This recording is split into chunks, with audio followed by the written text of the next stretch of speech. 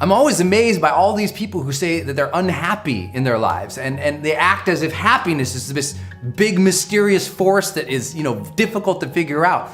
Happiness is one of the most studied areas of human endeavor in the history of the world. I mean, when you look at psychology and you look at philosophy, this is all I've been talking about for literally centuries. It's unbelievable. So we've figured out the basics of happiness. It's that sometimes common sense isn't common practice. So people struggle for no reason. I mean, look at what we know about happiness. We know basically happiness usually comes from an orientation towards the world in which we look at the past, the present, and the future in specific ways.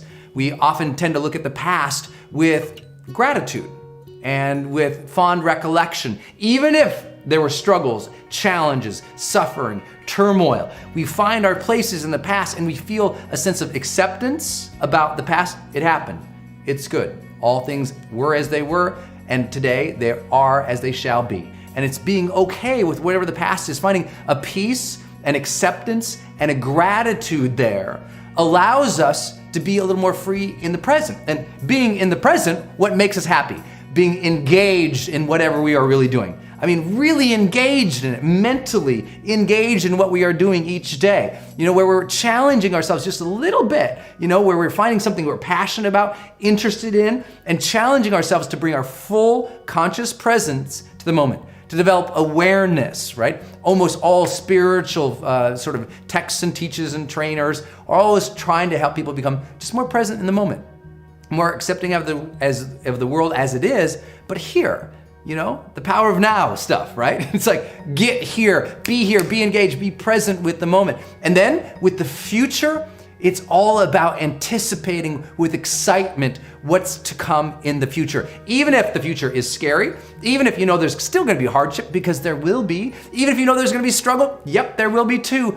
But finding your marks, what are you excited about for tomorrow? And if you can't find anything to be excited about tomorrow, that has nothing to do with the reality of tomorrow. It has to do with your mindset. You've poisoned yourself in pools of pessimism for so long that you've drowned yourself of hope, that you've forgotten that there is magic to life, that there is something tomorrow. You could find something. Even if tomorrow you're just gonna say, you know what? Tomorrow I'm gonna get up, I'm gonna feel better. Just gonna decide to be.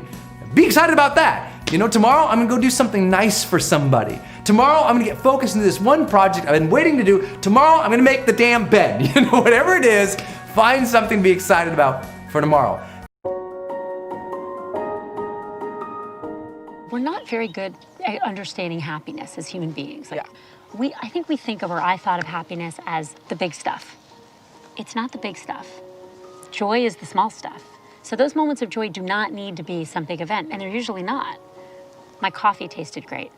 This tea is actually delicious. One of my kids gave me a hug without being asked, maybe hinted at, but not outright asked. These tiny little moments are the moments that make our lives. There's only weakness to be had.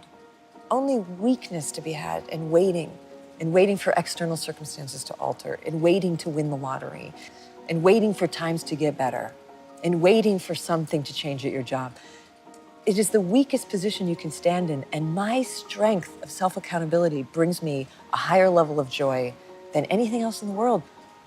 I'm in charge of this person. Whatever happens out there is none of my business.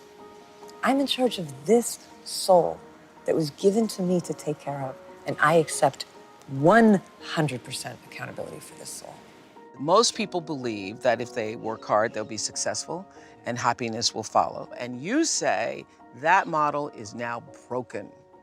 It's broken, and it's scientifically broken for two reasons. The first reason is that because success is a moving target, even if you hit success, you immediately change what success looks like for you. So when we tell our kids that, oh, once you do this, you'll be happy. Once you get into this school, you'll be happy. Or once you lose this weight, you'll be happy. All these types of things make us think it's gonna happen, and then it doesn't. It keeps getting pushed off for the future. Yeah. I interviewed a man who told me, my whole life, I never got too excited, too joyful about anything.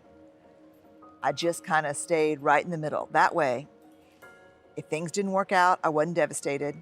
And if they did work out, it was a pleasant surprise. Oh my goodness. And so many people said, he said, in his 60s, he was in a car accident. His wife of 40 years was killed.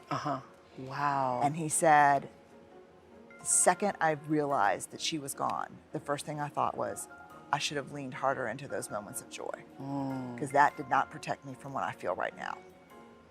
We're trying to dress rehearse tragedy so we can beat vulnerability to the punch. Yes, yes, yes, yes. So you know what happens? This is what the joyful people do. This is what I learned from them. In those moments where like they're looking at their children or their partner or something great, they get that shudder too, but you know what they do? They don't say, "Ooh, there's that shudder of terror about feeling joyful. I'm gonna dress rehearse tragedy." They say, "I'm gonna practice gratitude."